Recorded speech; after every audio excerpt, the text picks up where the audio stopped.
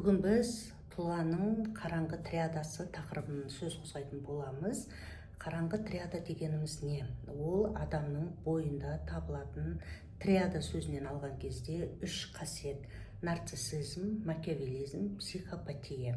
Неліктен оны қараңғы дейді? Өйткені адамның бойындағы қасиеттері өзге адамдарға зиянды, жағымсыз әсер тудыратын болғандықтан оны қараңғы деп атайды. Ендеше әрқайсысына тоқталатын болсақ, макиавеллизм, яғни адамдарға манипуляция жасау, адамдарды эксплуатация жасау, өзінің дегеніне жету үшін басқа адамдарды өз пайдасына пайдалану, алдау сияқты да, арбау сияқты, өзінің дегеніне жету.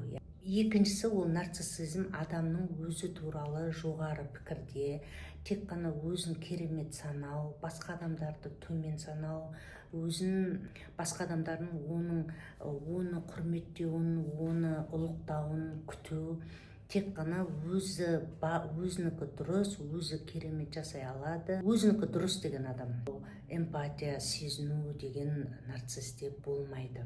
Үшіншісі ол психопатия, яғни әлеуметтік мінез-құлық, өте қатты, жанашырлық жоқ, жасаған ісіне ұялу, өзін кінәлі сезіну деген психопатта ондай тұлғалық белгілер болмайды. Бұл үшеуі бірлесе жүргендіктен, егер үшеуі шамадан тыс жоғары көрініс тапса, бұзылысқа алып келеді. Әрине, әр адам бойында бұл үш қасиет болуы мүмкін, болады да.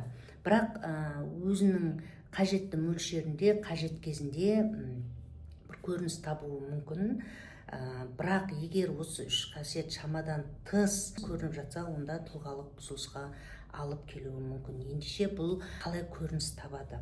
Қараңғы триададағы адам тез өмір сүреді, өте импульсивті болады, шешімді тез қабылдайды, тез істейді, ойланбайды. Мысалы деген тез өмір сүреді.